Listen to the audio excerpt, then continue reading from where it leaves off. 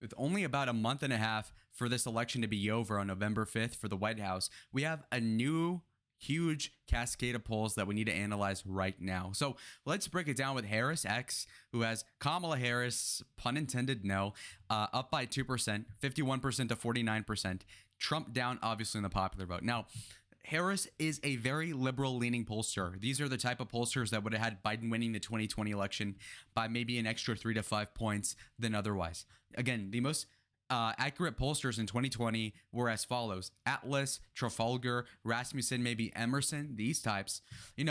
Pollsters such as CNN, Fox, Harris, Morning Consult, Quinnipiac, garbage. And so, if anything, if Trump is within like 4 in these polls, that's a really good sign for the Trump campaign. Moving on. And a new bit of news also, let's look at the mail-in voting request data from North Carolina. As we know, as we're getting closer to the election cycle, we typically see that there are early voting mechanisms in place as early as, I think even days ago from now, earlier this September in Pennsylvania. Arizona's coming down. And so basically, we can see the tea leaves as to what the percentage, the partisan breakdown of who votes for what party, according to mail-in request. As you can see here, there was a change in 2020. As you can see, Democrats are down in the vote share by 8.2 percentage points, with Republicans up by 3.3, which is great news for them. As you know, obviously, what made Biden win the 2020 election cycle, you could give 95% of the credit to the mail-in ballot system, because not only did it allow for, what to happen 4 years ago, but even to not even include any sort of like conspiracy or anything. It's more so that in that election cycle, you had people that hated Trump, but also didn't care enough to vote for Sleepy Joe, which you can honestly believe. But, and if it's a mail-in ballot and you have to walk maybe 15 feet to the mailbox that you would have to do anyway for your bills you have to pay, then it makes sense that they would mail-in vote Joe Biden. And so that's the only reason why he was even close. He probably would have smoked Biden McCain style, Trump would, had there not been mail-in voting to be expanded so much because of sickness back then. But anyway, as you can see here, the black vote is down 7.2 percentage points and the white vote is up 6.3.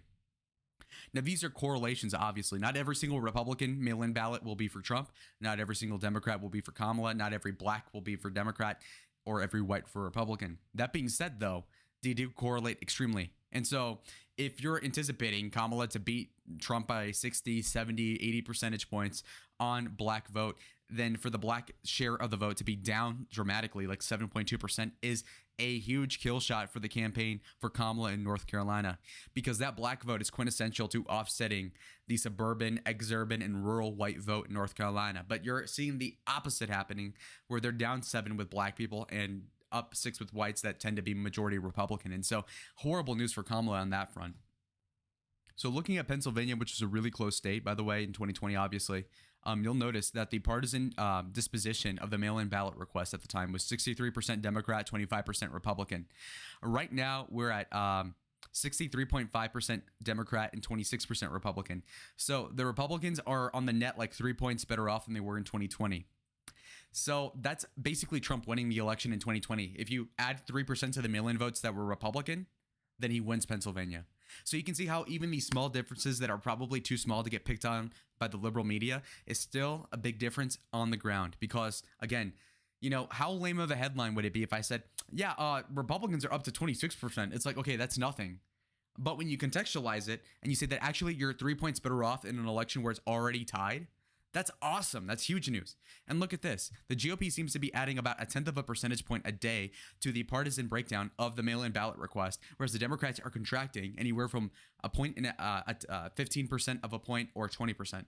So you're going down, 1/5 of a percent. We're going up 1/10 of a percent, if that makes sense. Here's part of the reason why I'm even alive right now is because I would like to give information, even though I'm already a conservative, I'm a Republican. Okay, there's that bias. I'm open at it. I mean, I'm out the closet. It's right behind me. All right. So there's no need to say it. I am Republican. I have a bias. I want Trump to win. That being said, most institutions in the media, if you were to Google who's winning the election right now, you'd go to 538 and other aggregates that are not accurate.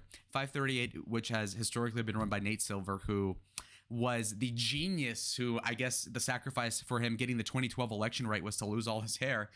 Not a good deal to me, frankly, as anybody with a brain could have told me that that Romney was going to lose, and I would have been pretty convinced. Albeit I was like 9, so maybe I wouldn't have cared. But anyway, the point being is that 538 has Wisconsin having a likelier chance of going Democrat than Florida going Republican. It also has Kamala Harris more likely to win Michigan and Wisconsin than it is for Trump to win Florida. Asinine. Asinine. In fact, when Trump lost in 2020, didn't he win Florida by like 3.5 percentage points? And so how the hell is he going to lose? Or sorry, has a better chance of losing. Wait, hold on. Okay, confusing wording. Sorry. Anyway, yeah, so Wisconsin has a better chance for going to Kamala than Florida is going for Trump. And, you know, adjusting for the fact that Florida is probably going 7 points Republican this time around, then that must mean that 538 is off the mark by like 7 or 8. So just tells you what you need to know. Let's drop by and check the newest Marist polling out of Pennsylvania, Michigan, and Wisconsin. So the traditionally Democrat blue wall in the Rust Belt states has some news. So this was conducted somewhat recently in the past week or so. You have Pennsylvania tied 49-49. You have Wisconsin going to Harris by 1. You have Michigan going to Harris by 5. So I'm going to break it down. Whenever I show you a poll, it's not to say this is an accurate one. In fact, Marist is pretty left-leaning in its bias, as I've established already before. That being said, it just kind of shows Pennsylvania was never in reach of Trump when Marist was polling it against Biden in 2020. So for it to be tied now is very favorable. That being said, now to the contrary, for Michigan to be 5 points for Harris and then for Pennsylvania to be tied is asinine. You look at 2016, you look at 20, and you even look at the election now. For any of the three states to be more than 3 points away from each other insofar as end result is not factually likely, not statistically relevant at all. That possibility, no. You know, it's likely that let's say Trump wins Pennsylvania by let's say 2, Michigan by like 0.8, Wisconsin by 1.5. As you can see there with that example, they're less than 2 points from each other because they're vaguely similar states. And even if they're not, depending on who you ask, I might piss some guy off in Saginaw and another guy in Pittsburgh. We are not the same. Okay, listen, the point being is that at the end of the day, the result is somewhat similar. Think of Arizona and Nevada being pretty similar in results. Think of Georgia and North Carolina. Think of Colorado and New Mexico. Okay, simple enough. All right, so we're going to look at the New York Sienna Harris poll in Pennsylvania. It has Harris up by 4 and Trump up by 40, down at 46, so -4. FNM, which I don't remember what that stands for or even know. Harris 49 plus 3 over Trump's 46 percentage points. Now, I did a big video about how the New York Times, which is a very liberal institution, had Trump winning by, I think, 2 percentage points in the popular vote.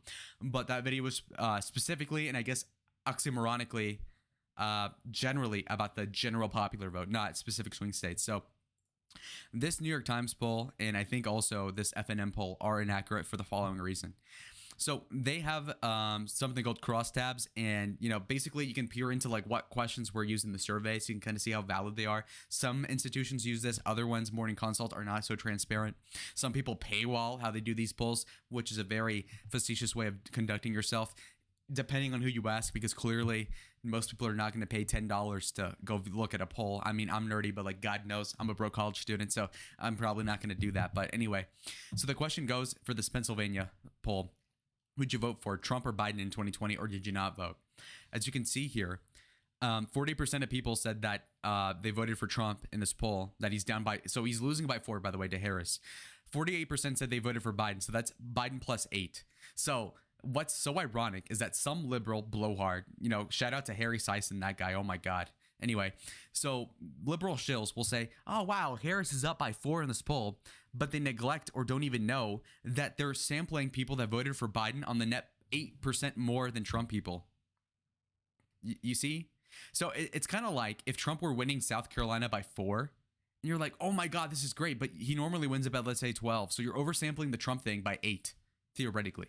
So that's my point. This is ridiculous for Biden to be oversampled by 8 and Harris only having 4% of a lead. That's horrible. That's horrible. That's horrible. That's a loss of 4 support. That's ass. And so if you had an even number of representation here, if it were 40-40, then you'd probably have Trump winning by 4. So, all right. So you see Emerson having Trump up by 1. Very modest. Very modest. There you go. More Emerson factoids. So they have Trump winning Georgia by 3, Pennsylvania by 1, Wisconsin by 1, Arizona by 1, Nevada is a tie, North Carolina is a Harris plus 1, Michigan is a Harris plus 2. So this is hard to say. So what'll happen with these big institutions is that they'll delegate, let's say 7 states they're polling to like different departments or whatever else. So you're gonna have slightly different results. Because in my opinion, again, I'm a nerd. I don't know. But anyway, North Carolina is probably the most Republican out of all the states, in my opinion. And so for them to have Harris up by 1 doesn't make sense. Harris winning Michigan by 2, okay, fine. But it just doesn't make sense for North Carolina to be Democrat at all if Trump is winning Georgia by 3 or Pennsylvania at all. I mean, either way you slice it, though, this is still 275 electoral votes for Trump, and he would win with these polling results anyhow. This is a beautiful look, by the way. This is a very, very nice niche thing that I just considered now. But this is a great tweet. So according to the New York Times poll, Trump is winning in the Midwest as a region, not like, the 3 Rust Belt states, but, including, I think, Ohio, Indiana, whatever. So Trump is up in the Midwest by 9 percentage points. Whereas in 2016, he won the Midwest by a little under 5 percentage points. And in 2020, he only won it by 2 percentage points. So think about that. It kind of makes sense, actually.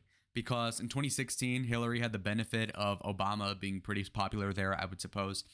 In 2020, he only won it by 2 because, again, a lot of the people that voted for Trump in 2016 went to another white guy in Joe Biden's because he was Scranton Joe. That was kind of the appeal. And so when you put Kamala in there, she's got the worst qualities of Hillary Clinton, and she's like 2 notches even dumber than Hillary. Hillary was like this evil lizard person, for the lack of a better term, but Kamala is like the lizard person's like barista that somehow lucked her way into the office. And it's like, dude, what the so she's an idiot. And I think the Teamsters lack of endorsement shows it. You saw the polling there. So that was released recently. And so obviously, this is great news for Trump. A lot of chatters try to ask me, is New York in play? Is New Jersey in play? Especially when Biden was still in the race post-debate. That was a relevant question.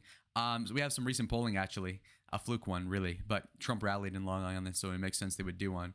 So basically, we have a poll in New York. It has Harris. Harris is up 55 over Trump's 42. That's a 13% margin. For context, Joe Biden beat Trump in New York State by 23 percentage points. So that narrows the margin by 10% in a state with several million people. So that totally makes it a lot easier for Trump to win the popular vote, too. It's a marvelous thing, really. But more important than even Trump making the state close is that by Trump making the state close is that he's making a lot of House races. And I mean, like literally several purple districts, a lot more likely to go Republican this time around. So that's probably why he even rallied there in the first place. Like the video if you like all these nerd little factoids, but this is super interesting to me. National Party identification with independent leaners has gone up 5% for Republicans and down 4% on net for Democrats. This is per Gallup polls. Now, this is interesting for a couple different reasons, but the first one I want to talk about is how important this is. For the Republicans to be up with independents is low-key a little more important than even just Republicans because they're already on side. It's just that when you look at undecideds in a poll, like for example, if you were to read something that says, Harris 47, Trump 46, 7% undecided, it looks as if, according to Gallup, that 5% more of those undecideds or independents or people that say don't know on polls are going to be more Republican, or in that case, like 95% more Trump, because obviously virtually every Republican is pro-Trump. So if that's the case, then that's actually pretty good because I and other people in the past have said, people are underestimating Trump in polls. People tend not to respond affirmatively to voting for him, but they'll say undecided, and then come election day, they'll vote for him. But even then, there's mathematical proof for this now per Gallup, because now Trump, or Republicans rather, are up 5% with leaners that are not officially on either side. All right, last and definitely not least, we have the final poll, which finds that approval of Taylor Swift getting into politics is crashing among everybody except Democrats. This is just kind of funny. I'm going to leave you guys with this, right? Approve of Taylor Swift encouraging her fans to vote. So generic question. All right. 87% of Democrats last year, or February 24, and then in September of 24, 87% tied. So think about it. Her whole thing was to endorse Kamala and get Democrats to enthusiastically vote for Kamala. 87% to 87%. Her endorsement did nothing. Oh my God. Bro, yes, okay. She's a billionaire, the most famous person right now, I guess, singer. That's it? Okay. Independents, their approval went down 21% of Taylor Swift encouraging them to vote. Republicans went from 41 to 20%. So she tanked her support among independents theoretically. Like if she were running for president, she just lost 20% of the independents, 21% of the Republicans. And only stayed tied with Democrats, bro. That is such an L. You know, it kind of makes that Hulk Hogan endorsement all the more cool when you look back at it, because everybody thought that was awesome. And so, Jesus Christ, man. I was going to make a Taylor Swift reference, not going to do it. So anyway, okay, fine. It's going to be a cruel end of the summer for Kamala Harris. Anyways, I'll see y'all on the next one. Adios.